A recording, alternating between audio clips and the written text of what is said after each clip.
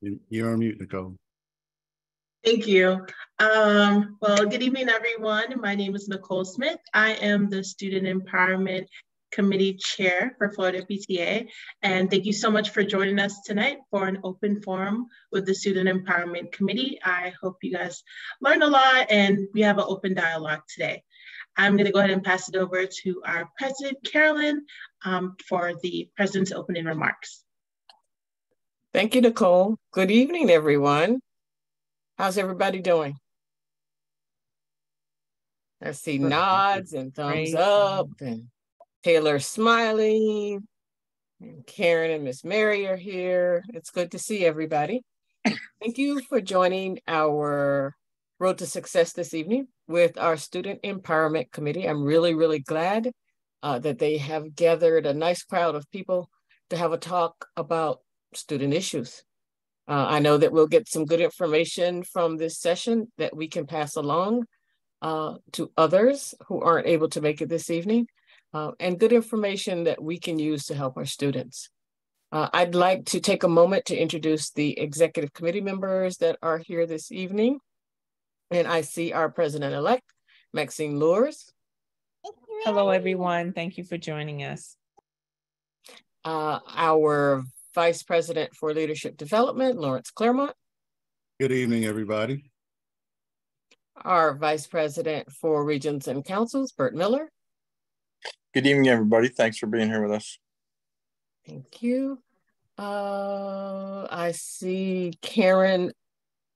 Karen, where'd you go? There's Karen. Karen's driving as usual. Karen Mazzola, our Vice President for Education, is smiling as and waving, but she's driving. Keep both hands on the wheel. Let's see. I don't see Charmaine, our Vice President for Membership. I do see Melanie Williams, our Secretary. Good evening, everyone. Thank you for joining us. Thank you, Melanie. Jude. I don't see our Secretary. Excuse me, our Treasurer, but perhaps our two missing EC members will join us a little bit later. Lawrence, will you be introducing the other board members or shall I? You can go ahead.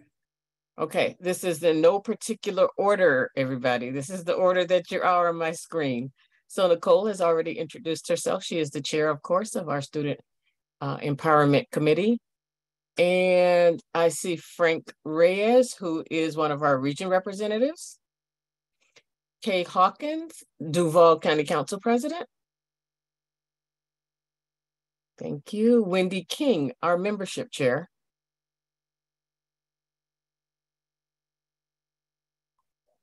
Good afternoon, everyone.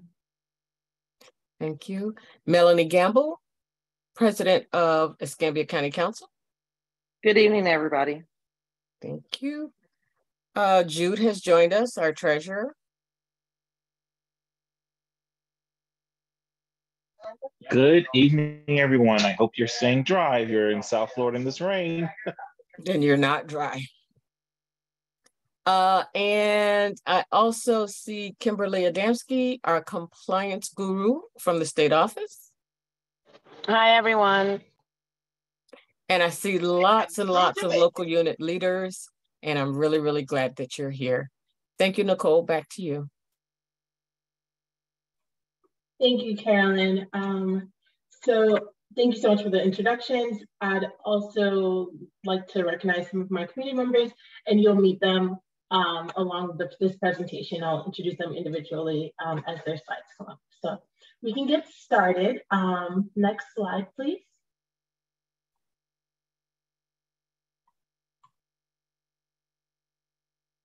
Okay, and so on our, well, can you go back one, please? Thank you. So just a quick note on our agenda today, we have the introduction, which you guys just got. And then what I'll do is I'll be introducing each speaker one by one as they speak, and we'll be able to have some open dialogue.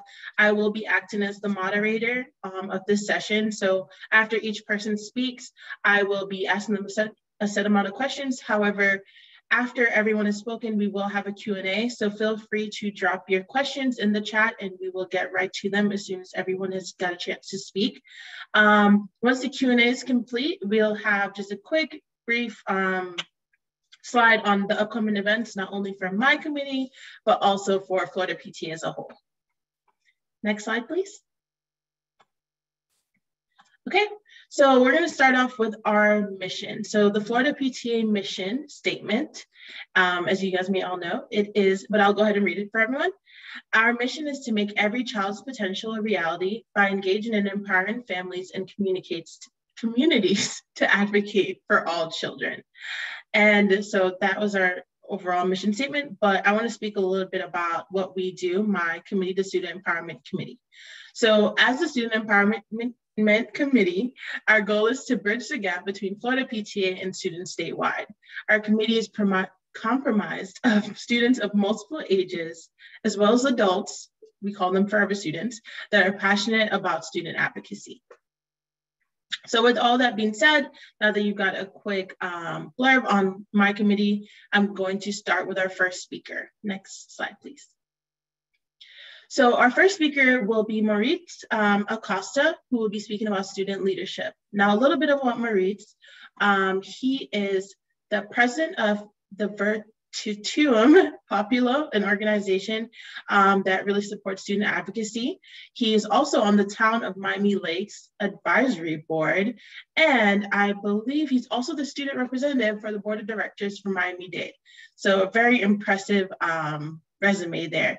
And on your screen, you will see just a couple things to look at while Maurice is talking about engaging today's student activists. So these are just 4 scenarios that we're noticing with students casually browsing, exploring specific issues, and their general interest in activism. Students are preparing, they're engaged in a cause or planning to be active soon. Students are activating and mobilizing online or on campus, and students are reflecting and recovering from their involvement. So just something to look at as Maurice is speaking, but I will now hand it over to him so he has his chance to speak. Thank you so much, Nicole. It's such an honor to serve in the Florida PTA's Student Empowerment Committee under your leadership.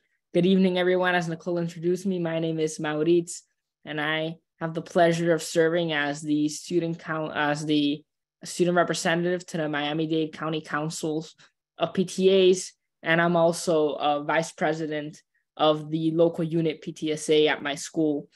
And today I'm just going to be talking a little bit about putting the S in PTSA. I think it's very important that we remember that there's so many ways to engage students. And at the end of the day, although I will be talking about student leadership, I really want to highlight that in order for students to be leaders, there must be adults who support our efforts. And since most of our guests here tonight are adults, I'm going to kind of tailor the conversation to that, of how everyone joining here today can empower people like me to enact change in the community, whether that be through PTSA or otherwise. And it all starts by opening your door, I would say, by not turning students down because of their age, by sitting down with them, hearing to what we have to say. And as many of you guys will know, even when it comes to advocacy, a lot of times when something is coming from someone like me, it makes a much bigger impact than when it's coming from an adult when it comes to things like policy and advocating for certain issues. So I think it's important that we motivate students to advocate for community issues, because the politicians do tend to listen. And it really allows students to be change makers and to express their views and to influence what's going on at their school or at the local level. And an example that I always like to give is the mayor of my town. Every single time that I send an email, he will answer. And if I want a meeting, he will schedule a meeting with me for me to meet with him, for me to sit down and talk to him. And that's just the way that student leadership is really promoted. It's by people like him, and I'm sure many of you all who give students the opportunity to express their concerns, to express their ideas, and to the adults who take us seriously in working with us. So I think that's a very important aspect of student leadership. And Frank will talk a little bit more about that, but the mentorship, the guidance, that's a really, really, really, really big part of student leadership as well. Because even though it's student leadership, it's adult guided, and it's because of caring adults like all of these incredible PTSA individuals on here that I get to do what I'm doing, and so many others students get to do the same. And I think we're getting to a point where students want to lead. Students are mobilizing, whether that be in person or online. And it's coming kind of in a new age where through technology, a lot of students are engaging more with their communities. They're starting more grassroots initiatives. They're advocating more. And I think that's a powerful tool that students can take advantage of when it comes to being change makers in their community. And an example of that, I really am of the belief that students should be able to start their own projects. And social media has proven to be a really good tool for that. I have a friend who started a blog teaching other students about financial literacy. And these are all initiatives that actually can be tied into PTSA as well, as I've done in my local unit and my county council. I started a student engagement committee at the county level for Miami-Dade. And we had so many middle schoolers, actually. I was surprised to see more middle schoolers than high schoolers in the call, which just shows you that many young students as well want to lead. And by them being in that PTA student engagement meeting, we talked about so many different ways where we can get more students involved with PTSA and use their passions and have PTSA help advocate for their goals and their needs. And I really urge everybody to try to come up with creative ways to engage students in their local units. It's not only about getting the teachers and the parents to become members, but it's about getting students to become members too. Because at the end of the day, PTSA can be a vehicle for leadership. So for example, at my local unit, some things we did to promote a student membership is we had exclusive events on campus that were approved by our principal that were only accessible to PTA members. Our membership rates last year went up once we started doing events like that. I think we had an ice cream social once. So we could talk with the students, and our PTA president could talk with all these students and hear what's going on their campus, what they think PTSA can do to help them. And we did that as an ice cream social. We had it approved by our principal during the day, and they got called down to the courtyard, and we had ice cream with them, or I think it was pizza. We did something like that, and it was free only to the PTA members, and those were the only ones who were invited. And once they got called down, you bet that everybody, all their friends in the class, oh, I want to join PTA because I want to go to these events. And we kind of use that as a tool to be able to communicate and interact with them and see what's going on, and also have more students be involved in what we do. And if it's possible, I also like to see local units giving out scholarships to seniors for PTA seniors. And that's another kind of boost that we can give to encourage students to be involved with the organization. Because a lot of students think that PTA, oh, that's for the moms, but it's really not. And that's why I like saying PTSA. So I think those are some ways that we can encourage student leadership. And I think right now more than ever, student leadership is important. There's a lot of policy initiatives at the state level in regards to education, and it's important that the student voice does not get drowned out. So I encourage every adult that's currently present at this meeting to try to do something. Just reach one young adult in your community and encourage them to become a leader and help them through the process. And that can make a big difference. And just to wrap up my point, I think it's important that as PTA, we also advocate for student representation at the government level and at your local unit level. I think every single county council should have a student representative. I think every single local unit should have a student representative if a student is not already on the board. But for an example that I like to give is the school boards. There's 67 school boards in Florida, 67 counties, and only a few of them have a position called the student advisor to the school board. Miami-Dade County is one of them. Broward County is one of them. But there's many counties that don't have a student that can represent the student voice when it comes to education policy initiatives at the county level. So I think I dream of a world where maybe one day all the counties in Florida can have a student representative on there. And by you placing students in your local units and on your county councils, and for example, through the Student Empowerment Committee at the state level, we are already playing a small part in this big movement of elevating the student voice. So I hope that I was able to provide some insight. And I hope that if anything, it was usually the adults doing the motivating, but I hope that I was able to motivate some of you into reaching out to a student and being kind of their mentor through a process of student leadership. I know we'll be taking questions later, so I'll leave those for then, but thank you again, Nicole. Thank you so much, Maddy. I said your name right this time, I think. That was really inspiring. And as he stated, questions will be taken at the end. So please feel free to drop them in the chat now and we'll get to you then, or wait until the Q&A. Now, as the moderator, I just have 2 questions for you, Maurice, if that's okay. My first question is, how did you first get involved in student advocacy? And is there something or someone that sparked your interest?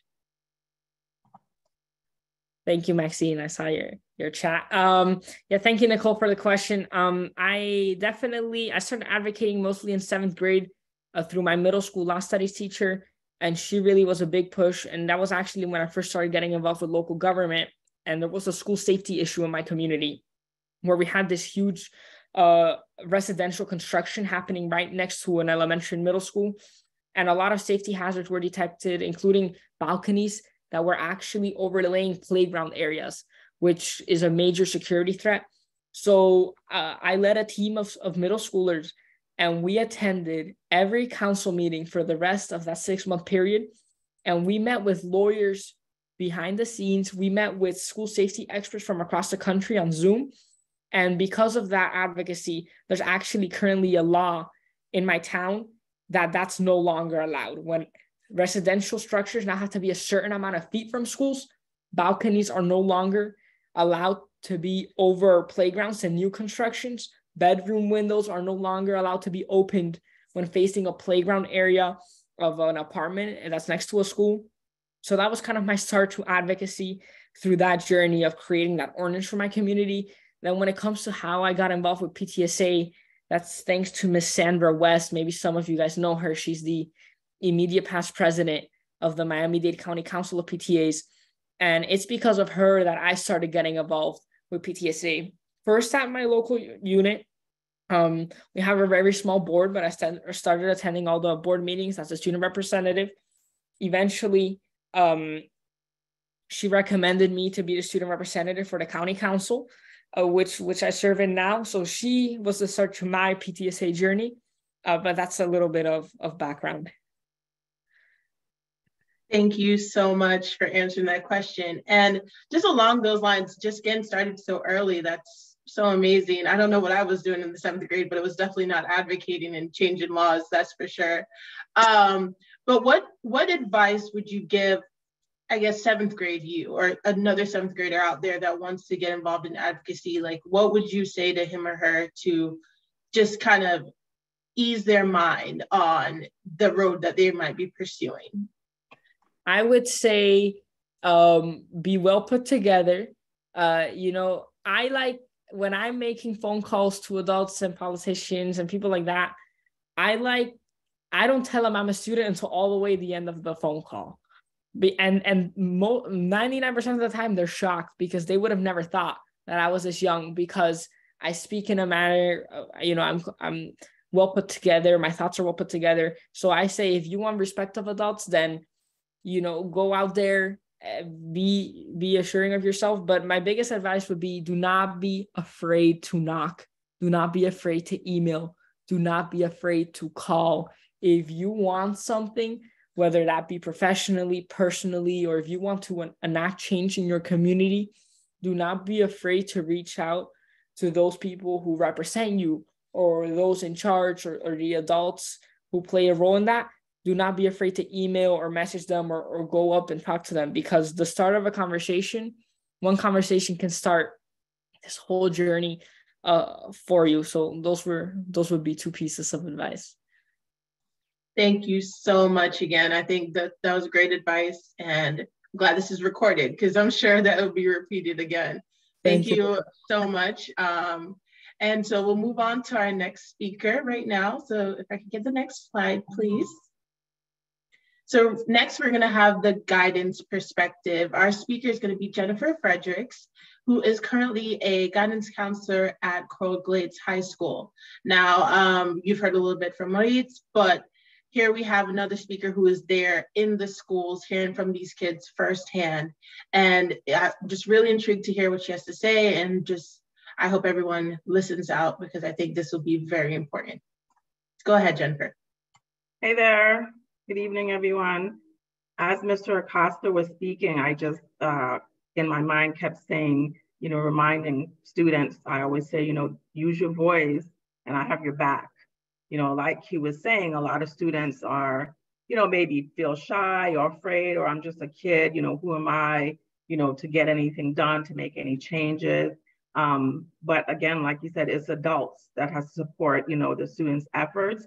And I heard him mention his principal. I have an amazing principal at my school, and that makes a big difference when you have, adults, especially at the top, like the principal, that's gonna buy in, to any programs or any activities the students wanna put together.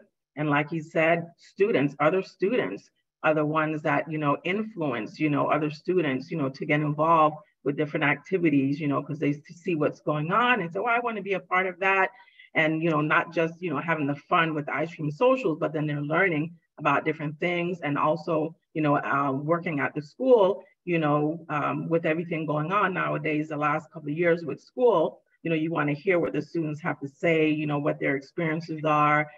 So, changes could be made, for the students to be successful and of course feel, safe, at school. When I first started as a school counselor, I've worked in elementary schools, middle schools, and now high schools. This is my first year in high school. And, I have kids of my own that's been through, elementary, middle, and high. My role as a school counselor, guidance counselor, has changed so much. There's so many different things that I didn't do. Like even when I went to school for this profession that, wasn't discussed, or we didn't, learn about, or it wasn't, heavy, but there's a lot of heavy stuff, that we're dealing with now as school counselors. And I think a lot of times if students have an outlet, we don't have a PTSA at my school, we have a PTSO. And like I said, this is my first year there. My previous school had a PTSA, and we did have, student, leadership. It was a middle school, so, they were just kind of starting out. We do have some middle school students that, with their parents, being part of the PTA or PTSA, like Mr. Acosta said, was able to, do different things, start different, did different drives. And most kids want to help at every level, that I've worked. Students want to help, other families, other students. I have 3 students. I'm the junior counselor, 3 female students who started a project through DECA, their DECA class, for the homeless in Coral Springs. And, they were in the local Coral Springs news. I was so proud of them. They were really excited. They got the acknowledgement for the school, and they're going to continue with that. I guess if they stay local for college, they'll continue with that program, with that project, in the community. So like Mr. Acosta was saying, and I'm calling him Mr. Acosta because I don't know if I want to mess up his name, his first name. It just takes a few to start a movement. If one student, and their friend, or even one student, comes to me as a school counselor, even when I was in middle school, they wanted to start a club, because I volunteered. I had one of my students wanted to start this club, but I didn't really know much about it. It was a middle school Yu-Gi-Oh club with a Yu-Gi-Oh game. I said, I don't know anything about it, but sure, I'll be the adult, sponsor for the club. And I did that, with the students. So if students are interested in something, they can speak to any adult, teachers or, whoever, a coach, school counselor, and they would help them, start, whatever it is that they want to do, whatever movement, club, if they see that a change needs to be made, they can speak to the adult. And like I said, they have to use their voice, and I have your back. Because a lot of times, once students realize that, they have the support, of an adult, they will able to, to do great things. Because students have a lot of great ideas. Again, they're the ones that are involved, with school. They're the ones who, all these laws and, statutes and everything is affecting. And, it shows more, not just the parents, coming to speak about things, but again, the students are the ones that are, having to, be in the classes that are approved, having to, be at the school day in and day out, not the parents. So it's really great, when students do, speak up, for what they believe in, what they would like to see, what's bothering them, or anything, that as an adult we can assist them with. And I'm really excited to hear, Mr. Acosta talk about, everything that he's looking to do in his county. As you know, there's a lot going on in Miami-Dade and Broward. But I think it's a good idea that he, can able to get involved in some of those, those concerns. And again, there's a lot of heavy stuff that goes on, when I was in middle school, it was heavy too, and it's even heavier in high school, that we as school counselors have to deal with. And, and families need support too, when you talk to the students and they share things with you that they haven't told anyone else, before, it's heavy. But, again, through parent organizations, like the PTSA at schools, and again, I don't have a PTSA, it's a PTSO, there's where students can start. But again, as long as they have, can go forth to their leader, whether it's the principal, or a teacher, and just, talk about what they would like to see, that's the start. For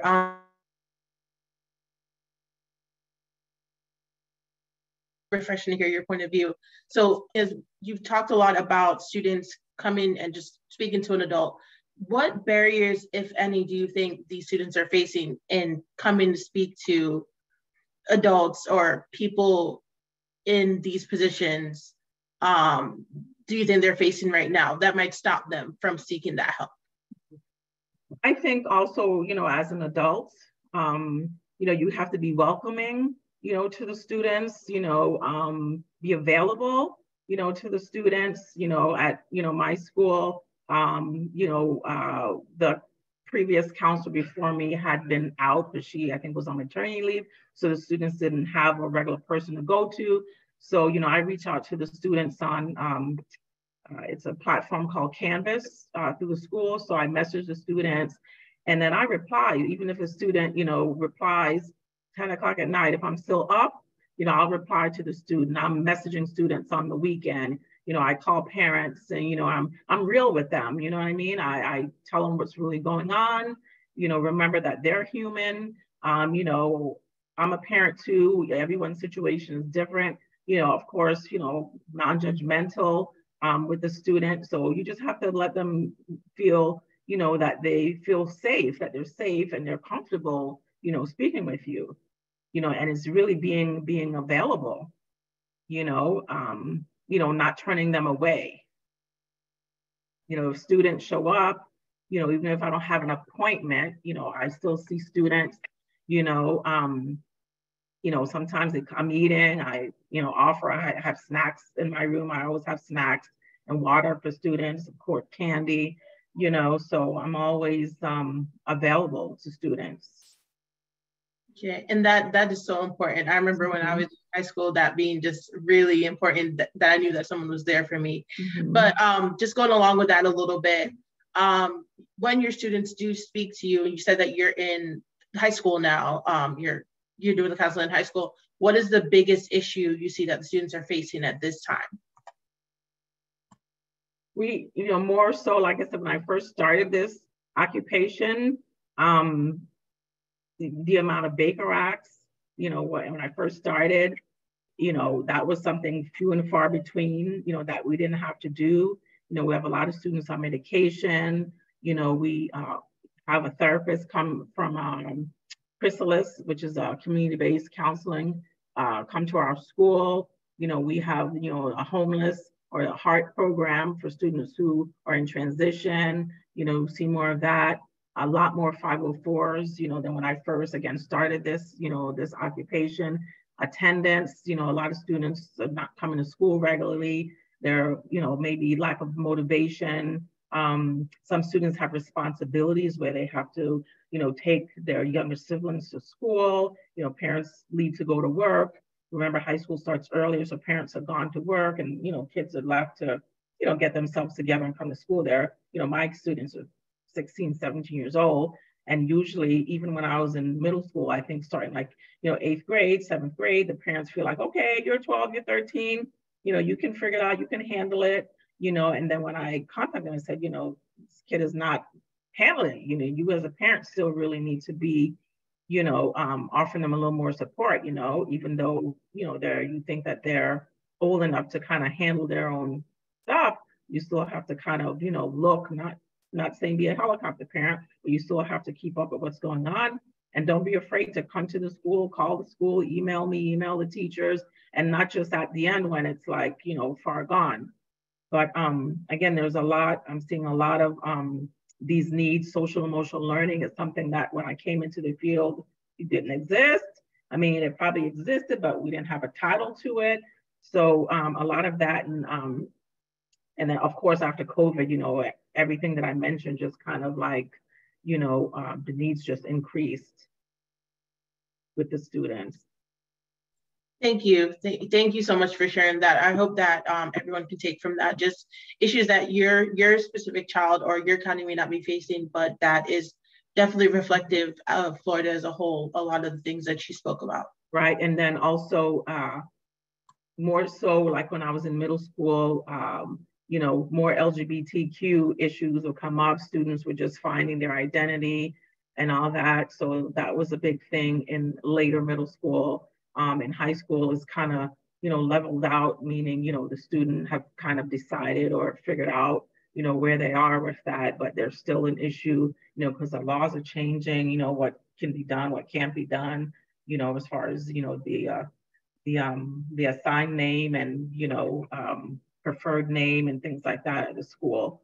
So, again, a lot of these issues were not something, when I signed up to be a school counselor, that was, that was a scene, that was a regular, like daily thing that was a concern or that we really dealt with. Definitely. But thank you so much, Jennifer, for your point of view. It's definitely needed. And just to contrast Mr. Acosta's point of view from the students, just hearing it from the guidance definitely shows that there is something happening there, and communication is just so important. And we're just so happy that you're here on this committee to also offer your input at that time as well. So thank you again, Jennifer. Okay, so we're gonna move on to our next speaker. We're going to have a quick talk by our speaker, Taylor Miller, on gun reform. Now, Taylor is the Monarch High School PTSA Junior Student Rep, the county delegate for the Broward 4-H Project Stable Club, and class secretary for DECA. So thank you so much for joining us, Taylor. I'll let you take it away. Thank you, Nicole. Good evening, everyone, and thank you so much for inviting me to present today. My name is Taylor Miller, and I'm a junior at Monarch High School in Coconut Creek, and I'm a member of the student committee for Florida PTA, and as well as a student representative on the Monarch High PTA PTSA board. On Wednesday, April 5th at 12 p.m., I took part in a nationwide youth-led school walkout to bring awareness to the extremely important topic of gun violence in schools at my high school. This walkout happened across the country in almost every state, and the youth ranged in age from elementary through high school. My classmates and I assisted in organizing and creating posters for the event at our school. The organization that arranged this walkout is Students Demand Action. This group began in 2016, but after the Parkland shooting, it launched as a national program and now has more than 600 groups across the county. I have a few thoughts about the subject of gun reform, and one thing I think that is important to do is to define the term reform. Reform means to make changes in something, typically a social, political, or economic institution or practice in order to improve it. To me, I feel this means legislators or voters would not be banning all guns. It means we would make changes to the policies that we have in place in regards to guns to improve policies in order to help save lives and reduce injuries. The other thought I have is that it is very important to listen to the other side, not just hear them, but to really listen, understand where they're coming from as much as you are able to. This goes for both sides. Both sides need to listen to each other. And this is not easy. Students should arrange and hold town halls and open forums and invite all sides to participate and listen. Remind everyone in newsletters, yearbooks, class assignments, social media postings that everyone's opinions do matter. But I do want to say it is very important that when we do provide our side, we do so with fact-based information. Make sure the statistics, tables, supporting details are from a credible source. The reason our walkout was so important is because according to Education Week, this year alone, there have been 14 school shootings that resulted in injuries or deaths. And since 2018, there have been a devastatingly high number of 158. These numbers are derived from any time a firearm was discharged. An individual was injured by a bullet happening on a K-12 property or bus and occurred during school or a school event. One life lost is too many.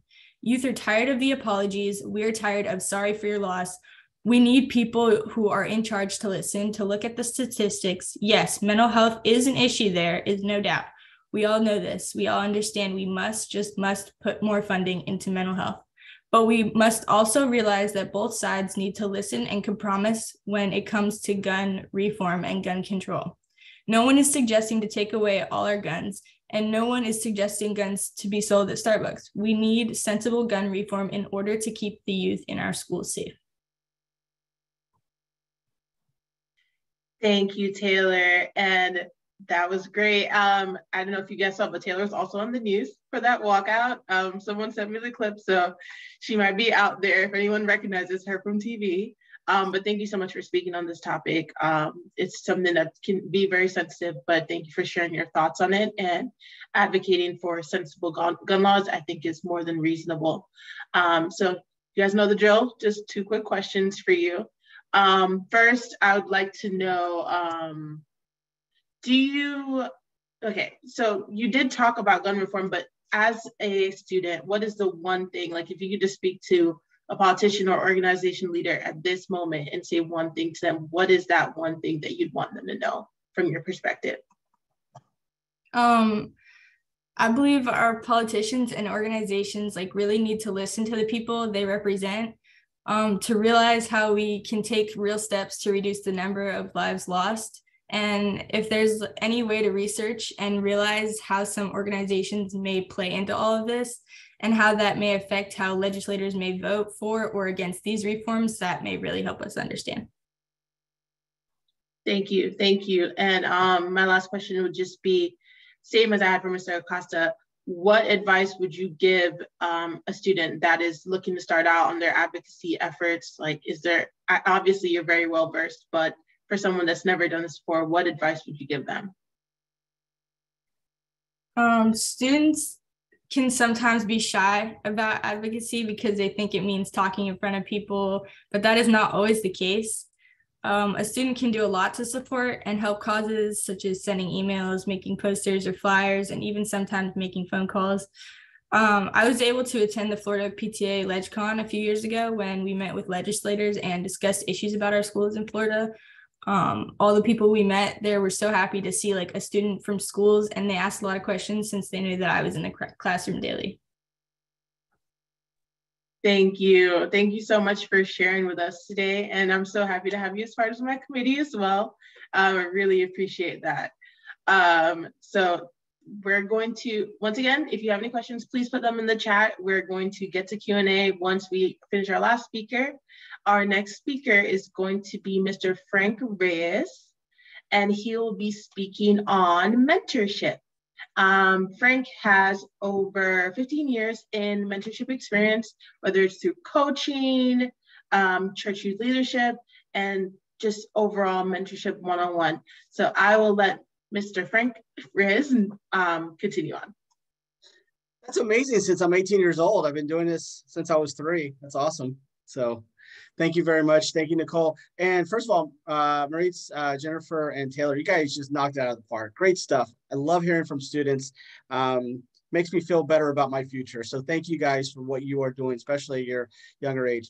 I'm going to make this quick because I want to make sure we have a lot of time for Q&As. I'd love to have you guys and ladies ask a lot of great questions. But so I'm going to speed through this.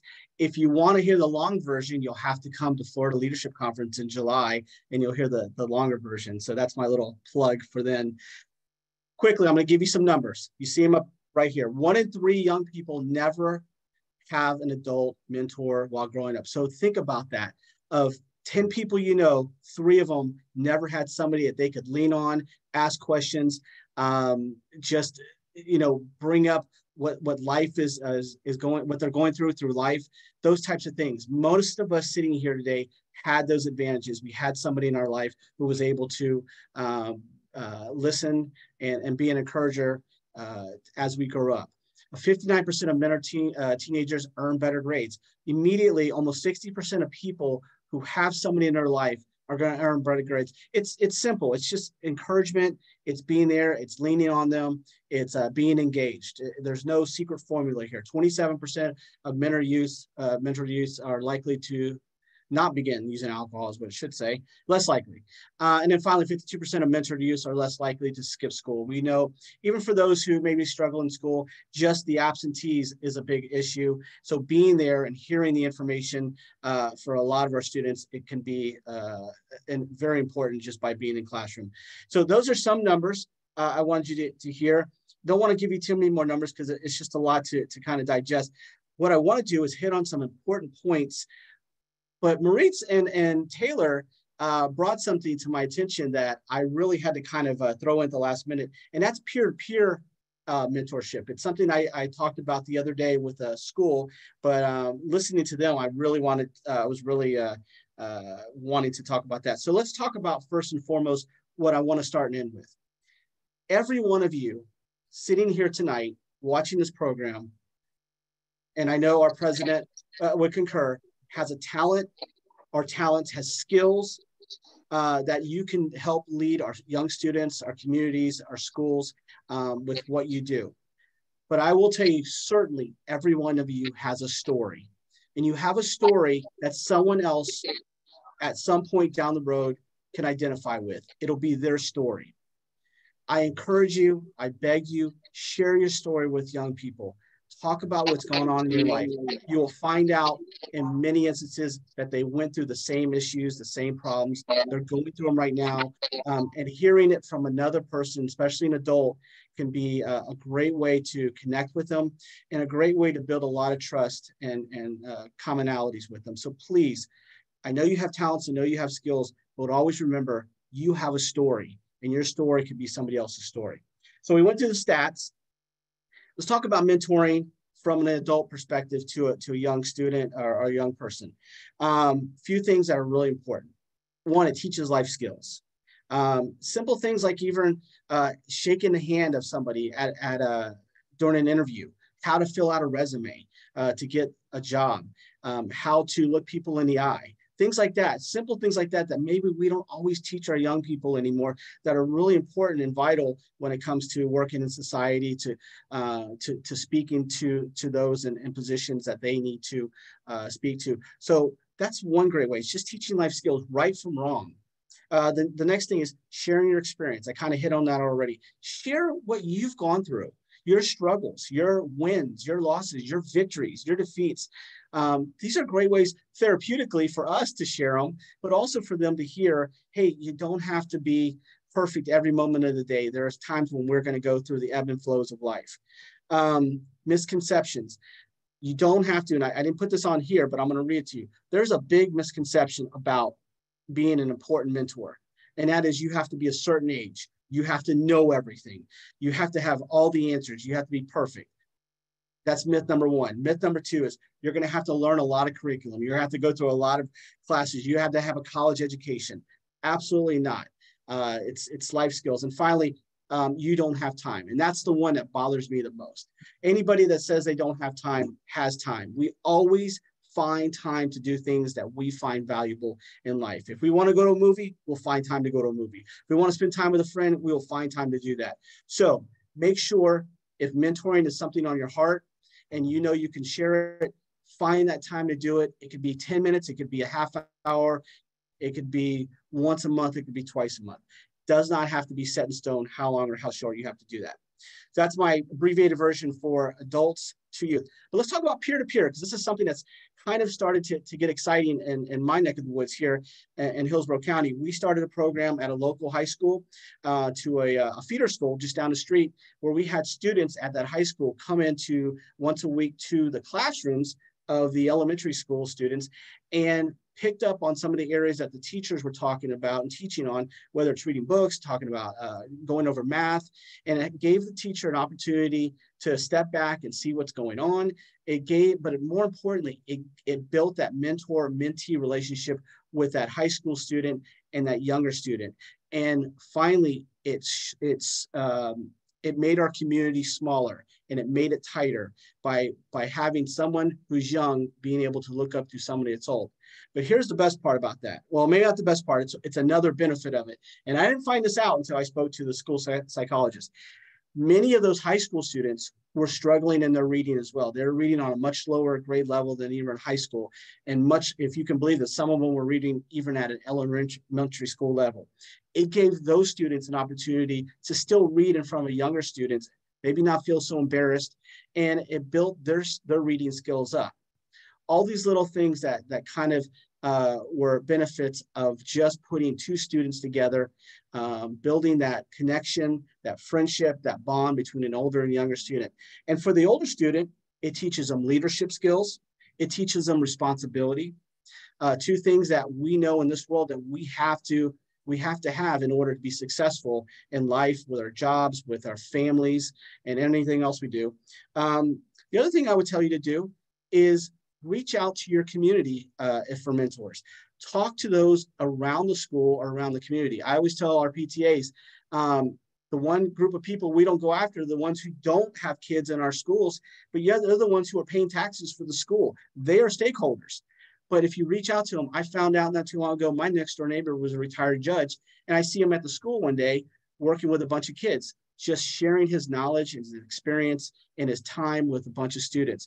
You have a plethora of talented and skilled and kind-hearted people in your neighborhoods who are just wanting to spend time with a younger kid and wanting to have fun and wanting to share their experience. So these are three great ways: adults, peer-to-peer, and find people in your neighborhoods. Maybe they're stay-at-home parents and they'd like to do something like that. So those are three areas that you can do with that. Now, one of the other things I really want to do, and this is what Maritz and Taylor really got me to remember, is we want to teach our students to learn to advocate for themselves. And I'm going to make the story very, very short for time. But we had 2 years ago when we were going through our mask mandates, and yes, I said mask mandates. I know we don't want to talk about that. I saw a bunch of parents and students out on the curbside of our school board meeting. And instead of going inside, I decided to go talk to them. And I continued to try to talk to the students, and the parents kept interrupting me, and it got very frustrating. And I'm thinking, it's great for these students to be out here, but what's more important, to teach these kids to speak for themselves, to fight for their rights, to understand what's going on, so that one day they'll get older and be able to go to school board meetings and be able to go to Tallahassee and be able to be part of PTA meetings and functions like that. So teaching our kids to advocate for themselves. Finally, trying to think of anything else I want to say before we turn this off. Again, every one of you has a talent. Every one of you has a skill. but most importantly, every one of you has a story to tell. Share your story with those around you. Become mentors, not for the namesake, but simply because there are students out there who are crying for help. And in this case, 1 out of every 3 students out there is crying for someone who can they just simply spend time with, you know, have a Coke with, or a hamburger, or go somewhere, or go to the library. These are simple, easy ways to make a connection and hopefully help our young students to grow and to be wonderful advocates like each one of you are. Thank you very much, Nicole. I appreciate the time. No, thank you so much, Frank. I was gonna have questions for you, but you basically answered all of them. So but thank you again for speaking on mentorship and the importance of it. Just for the sake of time, we will open it up now for Q&A. If anyone had any questions, feel free to come off mute or drop it in the chat and I can read it for you. But we'll just give you about 3 questions before we have to move on.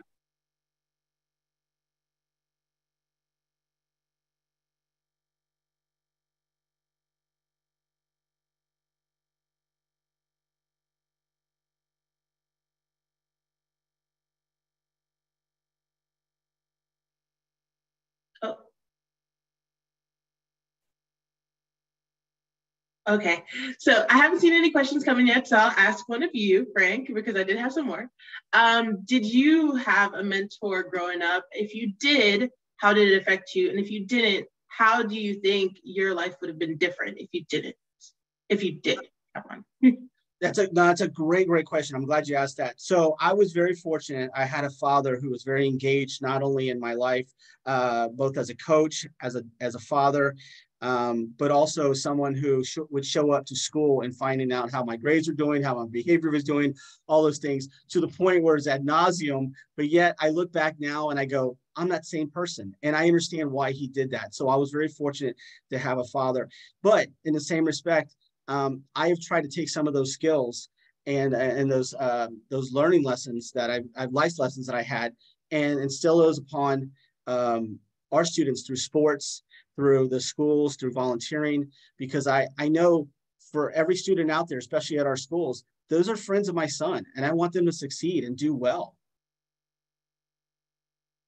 Thank you so much, Frank, for that. And since we do not have any questions in the chat at this moment, I am going to be moving on, but feel free to reach out to any of us individually. I'm Student Empowerment Chair, and I can always forward the contacts if allowed to by the person.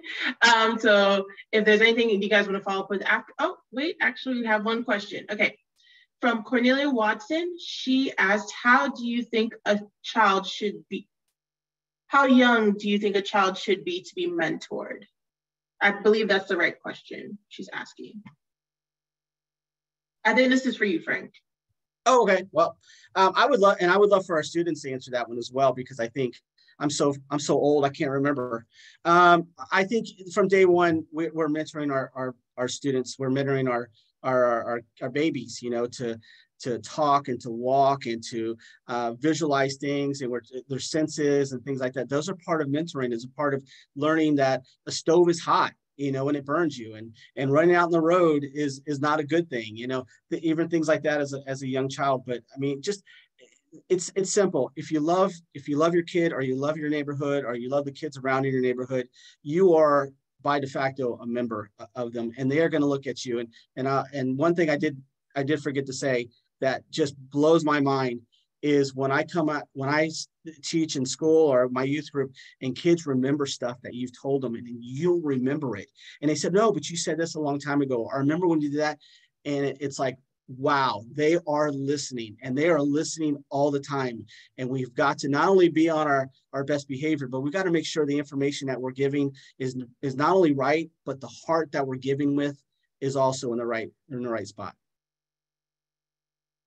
Thank you so much for your answer. Does someone have a question? If I may, Nicole, I just wanted to kind of back up, add on to what Frank was saying.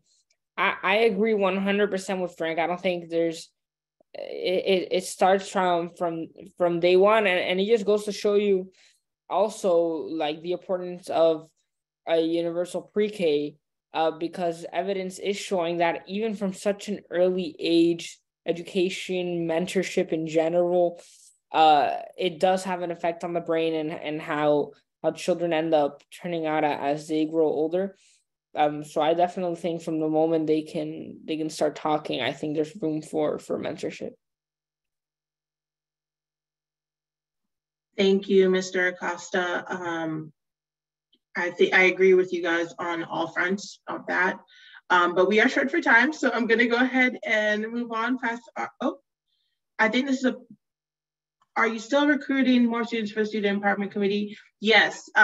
Feel free to, I believe Lawrence dropped my email in the chat, so feel free to email me directly and I will screen them and then we'll just start going through the process.